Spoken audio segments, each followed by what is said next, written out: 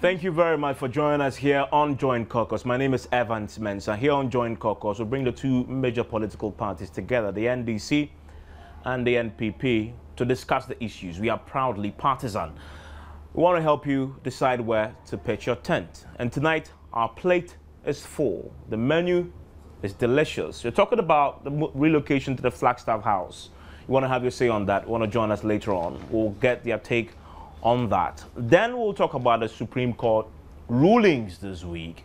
They call it win some, you lose some. The MPP lost some this week and won some this week. The NDC also the same. And the Electoral Commission as well. We will delve into the details shortly on Joint Caucus. Then obviously there's a vetting. It's been going on for some time. Some are complaining about the conduct of the chairman. He's stopping a lot of the questions, and he believes those questions must not be asked. Some are questioning why. Also, the performance of some of the ministers designates have come under some close scrutiny. We'll ask the question, are they doing a good job? And indeed, if you are the person hiring them as a taxpayer, will you hire the people you've heard this week? From defense, also to chieftaincy, and the other ministries that have appeared before the Parliament's Appointments Committee for Vetting, the designates, will scrutinize how they've performed so far. Then there's a story that just broke a few hours back, actually an hour or so ago. I'm talking about a statement issued by government as far as what has been termed Ghana's gold controversy, or if you like, scandal or brouhaha is concerned. That alleged cargo plane carrying 80 million worth of gold from Ghana to Iran. Well, government says they have asked the BNI to look into it, and they have some preliminary findings. I will share with you the details of that statement shortly. But I first want to introduce my guests. They'll be helping us look at the issues from the perspective of their respective parties, the MPP and the NDC. Hukuku Ateni is a communications team member with the NPP.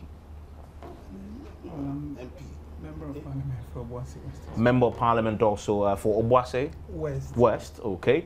My producers will catch up on that and then we'll put it on the screen and update the information we have of him, because indeed he's in Parliament. So even that carries more weight when we hear from him. And also we have Mr. Victor Daudu, who is a lawyer and a member of the NDC as well.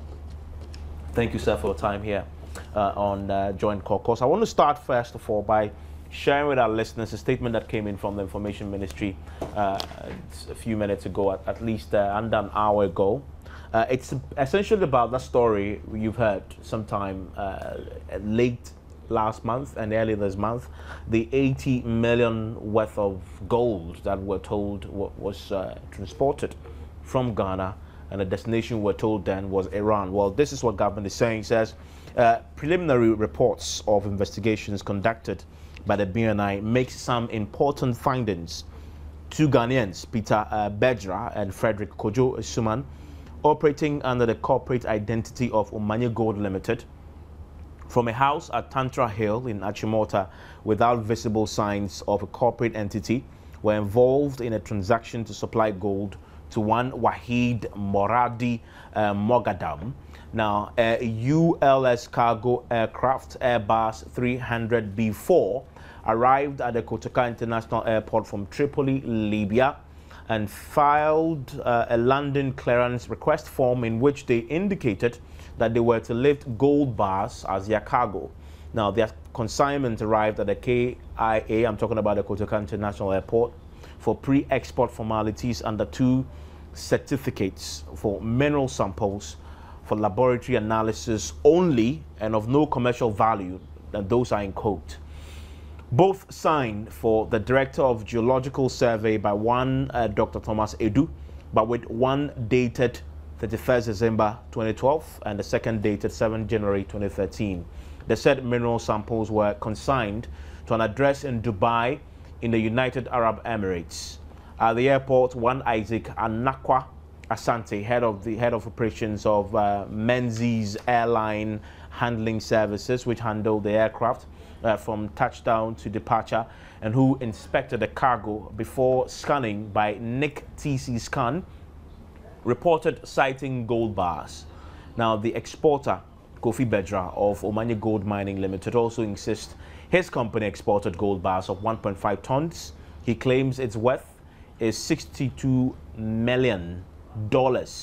Now, however, the Customs Division of the Ghana Revenue Authority instructions from for the dispatch of goods form entered the goods as mineral samples.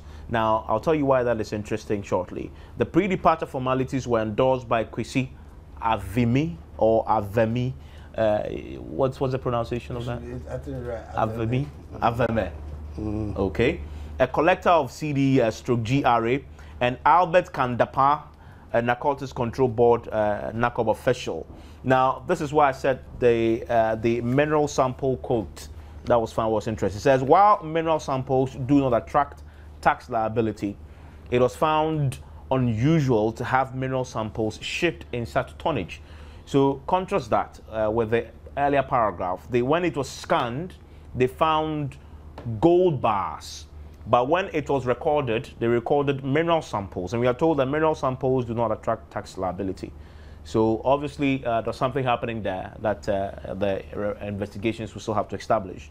The cargo departed Accra on 31st December 2012 with the goods which was destined for Dubai, but was detained in Ataturk International Airport in Istanbul, Turkey on 1st January 2013 because of claims of questionable documents. That, again, corroborated by the earlier reports. Investigations are ongoing, but it is not obvious from the preliminary findings that the government of Ghana was not involved with the transaction as conjectured in sections of the media. The BNI is still carrying out investigations into the discrepancy in description of the shipment at various times as mineral samples and gold bullion during the export process. Efforts are being made to trace Mr. Mogadam. An interrogation of persons involved is still ongoing. An update on the case will be provided as and when additional facts become available. So that's the statement coming from the Information Ministry, signed by Mohammed Ayariga. I wonder if any of you would like to say anything briefly. Yes, briefly. I mean, first, good evening to viewers, and if you permit me 2 seconds, I'd like to thank my good friend Muniru of Boasi Zongo. You know, he donated this to me as a gift. I see. Everybody says it looks good on me. Muniru, thank you very much. It seems to me that the point of this statement is in this paragraph. Investigations are ongoing, but it is obvious from the preliminary findings that the government of Ghana was not involved with the transaction as conjectured in the sections of the media. That appears to me to be the point government has decided to put this statement out. But a reading of the entire statement suggests immediately that if anything at all, government has more questions to answer than they imagine this statement would prove. I mean, we're told that the airline that handled the arrival and departure of the plane containing the material cited gold. Then we are told that it was labeled for laboratory samples, and therefore it did not attract any taxation. It also did not attract any custom checks at all, and it leaves our shores. It is cited elsewhere. Instead of government wanting to investigate how it happened, government's interest is to prove that I was not involved. It is not just a matter of government being involved, something I doubt anyway, but it is whether we can trust that if illicit material passes through our country, our systems will check it. I think that is the burden on government. And if anything at all, government's investigation and relationship with this matter should seek to assure Ghanaians that we are protecting the borders well, and not to tell us that government officials were not involved. How come that a quantity of 1.5 tons of gold could be labeled samples, and just merely by the label, people get away with it, and government is not ashamed to put this statement out? I think they should finish with the investigation and tell us how come the nation failed us on this occasion. Yeah, I think that this statement is on point, because when the issue came about, crossed out. I think that it was said that this was gold that was being sent to Iran as in fulfillment of our transactional liabilities to Iran. So it was made to be seen as if it is government that has gone with the gold. And that is why I believe in a quest to satisfy that curiosity, or people's minds should not be prejudged. That is why government has come with this statement, and it says that interim investigation. Even the statement goes further to say that there are contradictions in what the statement is saying. That at our borders, or let's say the airport, it was seen to be gold bars. Now they're saying that it is mineral samples, and where the tax liability. So this might not be the first time this is happening, but I know for sure, one, if other things are done, that any gold that government would take out of this country is done by the precious mineral company. They are the agency that is licensed to take our gold, anything that we have out of this country. I'm a lawyer. I have also come across where some private people and small-scale miners try to send gold outside without going through precious minerals. But I wonder, though, that's a question I want to, it beats my imagination. If a private firm that indeed its location is questionable, yes, its identity is questionable, has the capacity to order a cargo with gold worth 62 million and do transactions, cross-border transactions like that, and no, it doesn't raise eyebrows. No, that's what beats my imagination. If indeed a company like that, two individuals indeed, will have the capacity to do that. Transnational trade transaction in gold worth $262 million. Yeah, that's what I'm saying, that in my practice, what I have come across is that you see two individuals, mostly the galamsey or the small scale operators, instead of they have to send their gold to PMMC, they try to negotiate, have transactions from people. I was involved in some of them and I realized they were scam. I had to advise my clients that, look, this is a scam. The crux of this matter, or the reason why this statement is coming out, is to tell Ghanaians that, yes, we know there is a problem. That is why even the president asked that it should be investigated. Now, it goes to tell us also that there might be a syndicate at our airport where illicit drug or any other thing can be sent, and at one point it might metaphors into another thing. That is the deeper thing that BNI should be able to tell us how it was seen as gold bar and it became mineral sample, the tax liability. So it's a whole, I'm sure that things will unfold in the days that will come.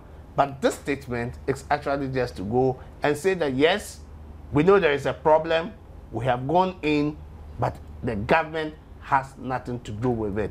There were governments, at the end of the day, Ghanaians believe that it will be at the doorstep of government. Exactly.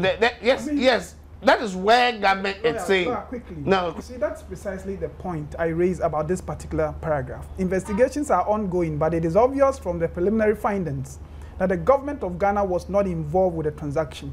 Our ports are in the custody of the government of Ghana.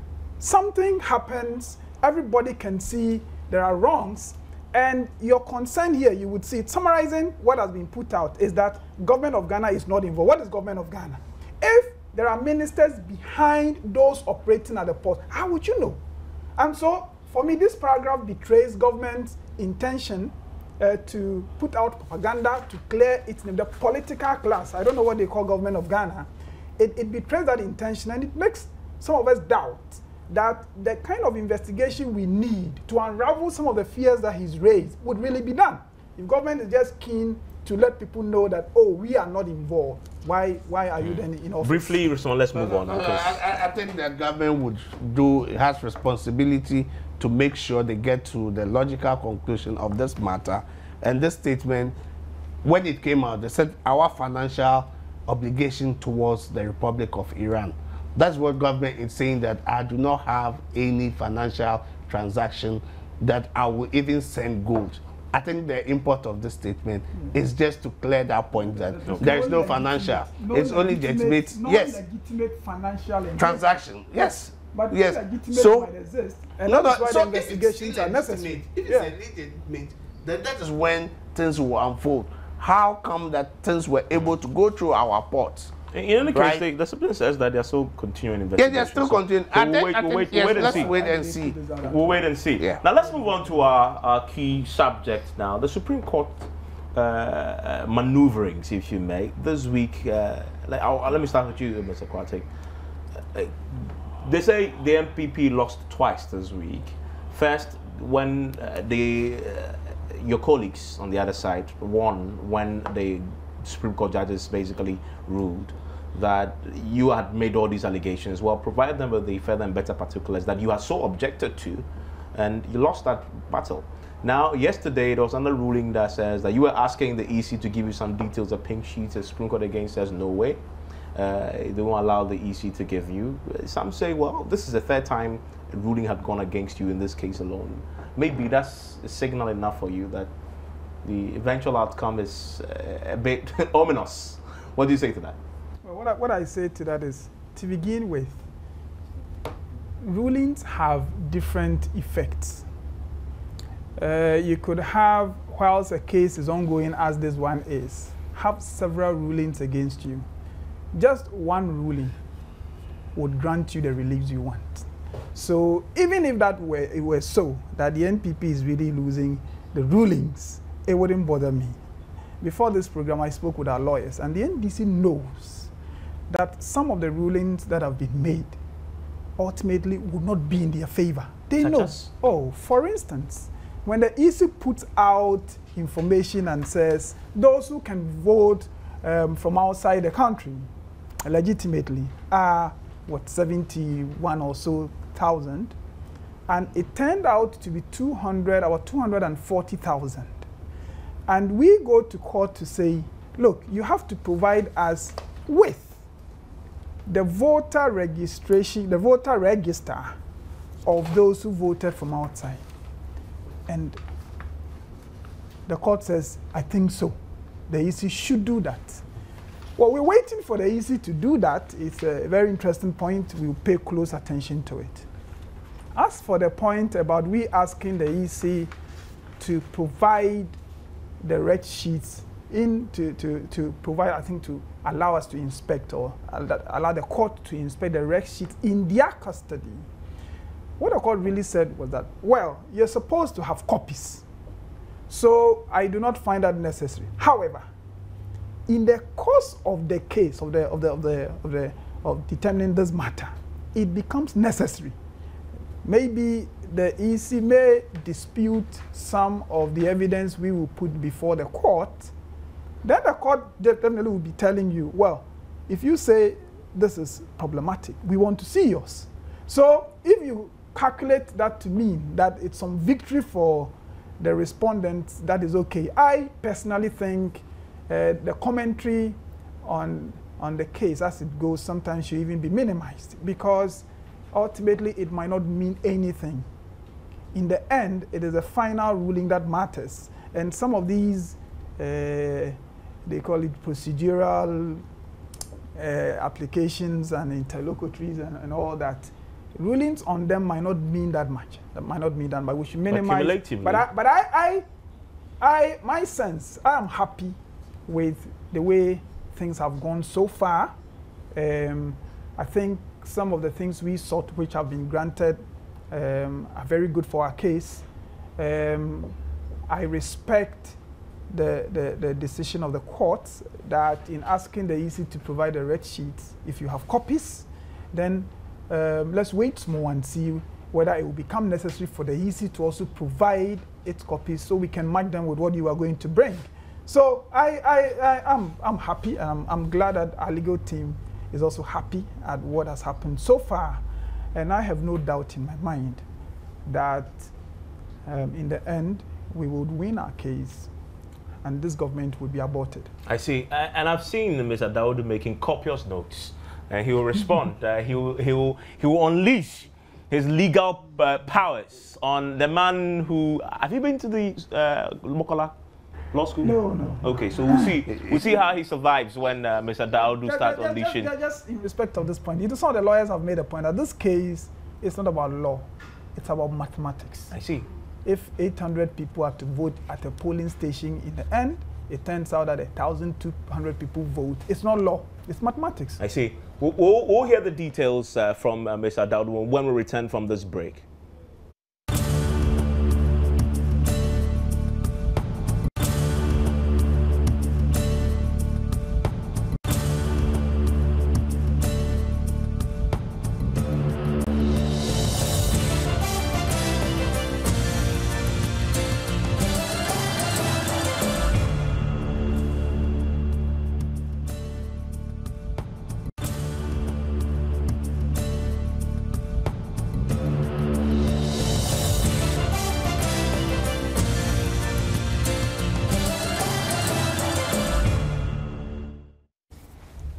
Thank you very much for staying with us. You're still here on Joint Caucus. We just heard the submissions of Mr. Kuku Kwarteng about the Supreme Court cases. Let's hear the perspective of Mr. Victor Dawudu now on that same subject.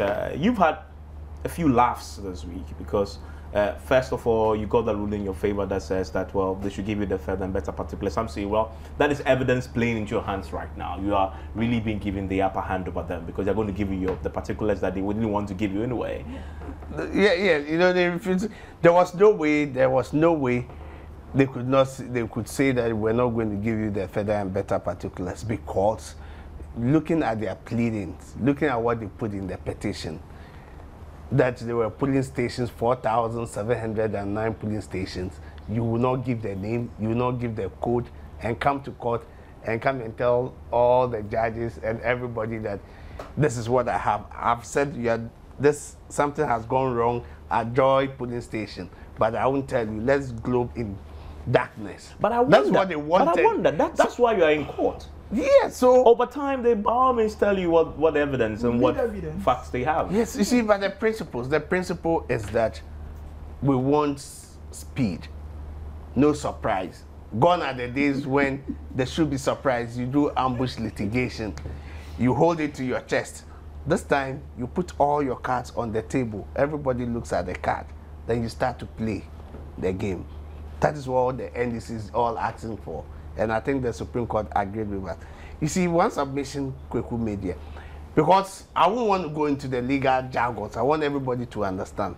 What Kweku said here, that if 800 people on the voters register have to vote, and it is 1,200, right? 1,200, then it's an issue about mathematics. That's why the NDC, we have said that looking at their petition, it was factually empty, poor in arithmetic, and even poorer in logic, because there's no way you can have 800 How long did it take you to couch that phrase before the show? No, it's poorer in logic, you know, because if you look at what is happening in court, listen, what they lost was that they wanted document to be produced, or they want to look at the 275 constituencies, the declaration of all those results. Then they also wanted to have the 26,002 polling stations, the pink sheets. Simply, the court said, then on what basis did you mount your petition in court? If you don't have all this, analyze, scrutinize it, and said there are irregularities here, is on what basis did you mount that? Secondly, you also had the pink sheets. The law allows you that your representatives would be at the polling station, the collation center, the strong room at the Electoral Commission, and they are all giving copies. So if you have all these documents, why do you want to go and inspect that? And the court said, yes, you have a constitutional right to demand public documents, to have a look at them, but they don't think that they are infringing on their right since they have the document. And if they want to tender or bring the document to court, by rules of court, you can even bring a photocopy or the duplicate. If you bring the duplicate, they can accept it. So what they were doing was superfluous. So they will not allow that. Now, the further and better particulars, they have jumped from 4,000. Let me talk about the amendment. They said now they have realized that some 11,000 or so. It's 11,916. So if it's 11,916, they are going to produce all the names of the polling station, the code, and produce the document for the 11,000. Not the documents. Oh, the facts and better part. So they'll give us that it is. Yes, they'll give us. If they give us, we will compare it with what Electoral Commission has also given to us. So now they will have to provide for the 11,000. Now that is a heavier burden they are putting on themselves, because that will also means that the number of witnesses or people that will have to call may increase. Are you getting it? So that is one of the things.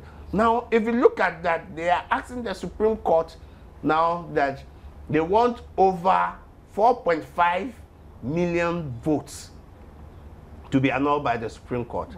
Illegal. No, 4.5. That is almost about, illegal votes. You know, that is almost about 45% of the total votes, because the votes were about 10.9 million. That was the votes that we had. So they are asking that. And for President Mahama, they are asking that over 3 million votes, that's about 55% of what he garnered, should be annulled. They are the same people in the same vein saying that let my vote count.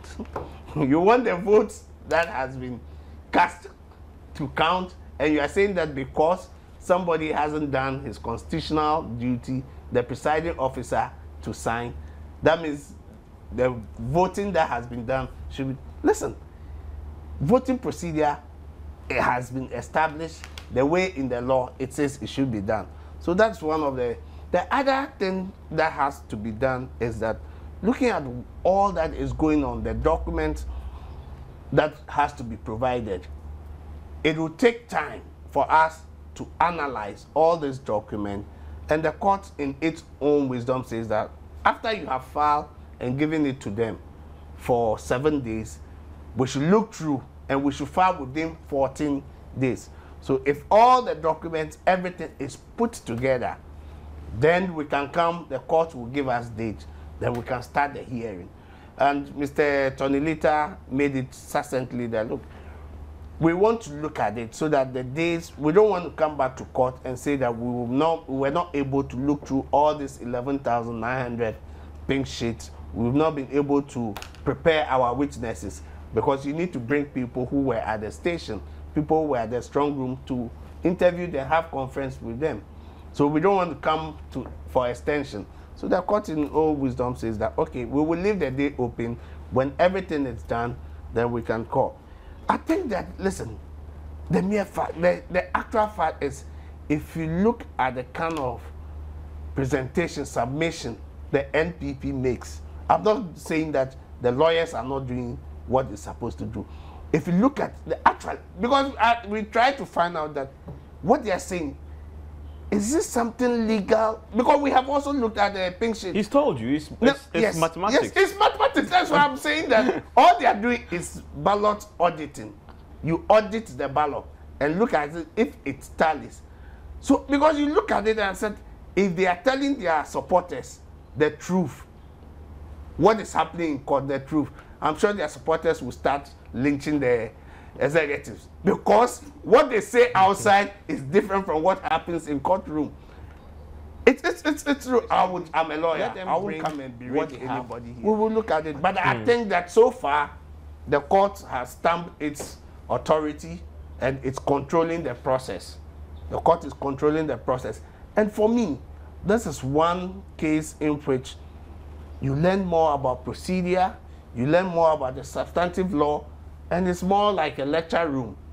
And the judges will consult, will ask the lawyers on the bar to also consult, then they take a decision. Let me bring you quick now on this. I would address a few points. The point about we having the red sheets and yet asking the EC to produce them, and the court saying, well, if you didn't have them, then on the basis of what did you mount this case? You see, you go into these matters with a strategy. we made our case, the EC came and said, look, the election was free and fair. We are confident that if the EC were to produce the 26,002 red sheets in court, they themselves might end up looking at the red sheets and say, well, our attention has now been drawn to what they're talking about. We probably do not even want to contest the claims the applicants are making.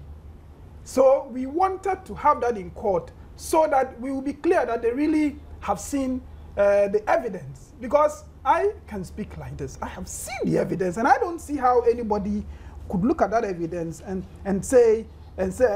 make come to different conclusions than we have come to. That is why we wanted it produced in court, so that we will be clear in our minds what the MPP case really is. Then also, you know, people have doubts and anything could happen. I'm not suggesting that now, God forbid it should happen, that sometimes people can manufacture red sheets.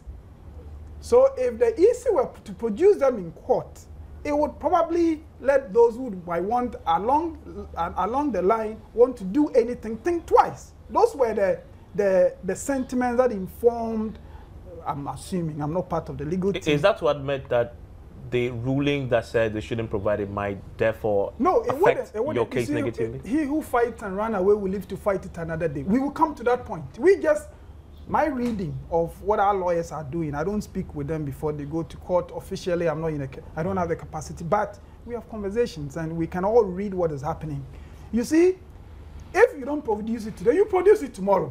If we present our evidence in court and you agree that, oh, what the MPP has produced what the three applicants have produced in court are legitimate, then there will be no case. I think there will be no case. However, if the EC tries to contest what we're going to bring to court, then they will have to produce their red sheet. So I don't think it's only a matter of time. That's on the first one. The second part, for the further particulars, what the respondents really wanted, they wanted us to produce our red sheets in court first. They want to look at them. That's my reading. Yeah. They wanted to look at them, then they can go back and strategize how to counter it. And I've just made a point that I trust the good sense of all the parties in the case. But there's a saying in Account that when you think good, you think bad as well. If anybody is contemplating manufacturing sheets because they want to see our red sheet first, they didn't get that in court. What they're going, of course, we're going to do as the court said. You will get the name of the polling stations. You will get their codes, but the red sheets, the red sheets, I am told, will be led in evidence. So when it comes to that point, we will produce the red sheets. And if you disagree, we will ask you and the EC to produce your red sheets. Finally, let my vote count. We are saying that legitimate votes should count. You see, if you vote legitimately. But if you're in court, the question some have asked, legitimate votes. When I say, because the question some have asked, just add that to that. The question some have asked is, if you're already in court and you believe that's the best forum to deal with the matter, why do you then go on other tangential holding forums and rallies, etc., to also try and put pressure? No, we have mounted a case in court which, in some respect, is a protest against the declaration the Electoral Commission made. Now, that protest should not be, we have the right not to limit it to just the court. We are looking at other avenues for mounting this protest. It's not just a court matter. It's something that concerns all Ghanaians. It's important that we let people even know why we are in court. So that is what the Let My Vote Count project is doing. And I think our people in there are doing fantastic. Parliament is taking a lot of our time, but we'll all be joining them as we have the time. Now, we are asking for legitimate votes. You see, when I say let my vote, so long as it's your vote or it's my vote, it is legitimate. What we are saying the court should cross out are those votes that are illegitimate, illegal votes. Those ones we say the court should cancel so that the genuine legitimate votes will count for something. If we have 10 good legitimate votes and you bring another 10 illegal votes, you cross my vote, so my vote will not count. So the campaign is that let legitimate votes count. So weed out the illegalities and with respect to the fraud. You see, And that brings me to my last point. They always say, oh, you are in court saying one thing, but when you come out, you say another thing. There is a saying in Akan, again, that when you ask a fool for something and the fool doesn't want to give you, he or she says, oh, I have it, but I won't give you. You ask another person, say, oh, I'm sorry, next time I might be able to help you. Sometimes it is just the way you present it. If we have to share money, 1,000 Ghana cedis, we are supposed to have 500 each. If I end up having 400, and I say, oh, I think the sharing wasn't proper, can we look at yours? It's a diplomatic way of saying that I think you have stolen some to your share. So let me look at what you have. A diplomatic person may say, look, I think the counting didn't really go well. So let me see how much. Another person may say, I think you have stolen some of the money. So let me look at what you have. If you may take some comfort in the NPP using diplomatic language depending on the environment and sometimes telling it as it is. If, as I said, there's a polling station, the voter size, the number of people registered there, it says 700. When you tally the votes, in fact, some of them, Mama alone had more than the registered voters at the polling station. And I got... biometric. If I go into all that, you know, if you do that, and I tell you that, look, somebody stole the thing for Mama, you could say, yes, I've called it as it is. Alternatively, I could say there is irregularity here because the number of this exceeds that. So don't take any comfort in we using different words in court. And what I think was that this election was stolen, and it is my prayer that the Supreme Court will let the real vote count so that Nana Addo can become the legitimate president of this country. Yeah. You know what? Listen, what they say is that even from day one, there is a proverb that says that if a chick that will become a cock, it's seen from the very first day it is hatched. Right? When they filed their petition, they held a very, big press conference. Gargantuan press conference. And said, this is what we have.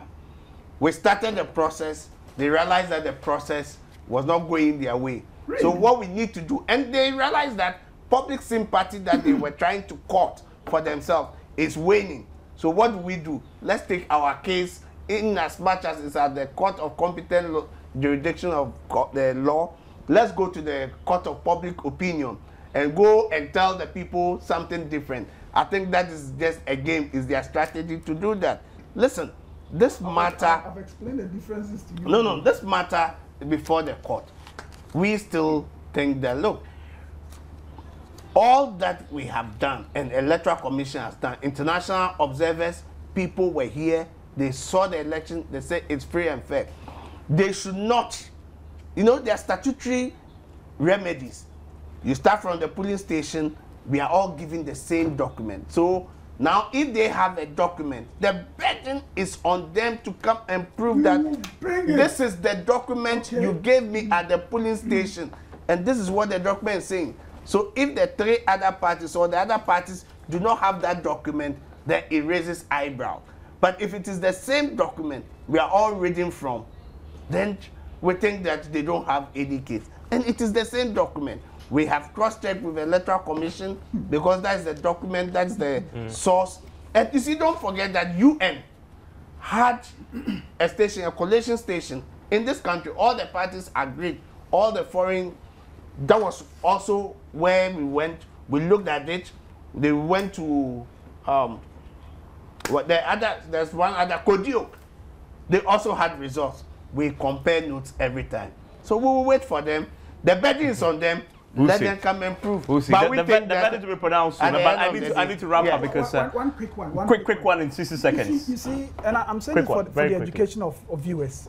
You see, if once the result that were declared that we are contesting, they tally with the red sheet, the fraudulent red sheets that we. I mean, when I say the red sheets with the fraud, if anybody comes to court with red sheets that have lower numbers because they have now corrected it, you add them and you not get what Mama got. So it might not even. Well, the court will have to decide that. There are 38 when the Supreme Court parliamentaries judges, cannot be 9 found. of them We've been waiting for the sit finally to consider all the evidence. They will come to a conclusion and we'll know what the verdict is. My name is Evans Mensah. I've been here with Kuku Kwarteng. He is the MP for Obuasi West. Thank you very much. Maybe next time you're coming, you can bring us some gold.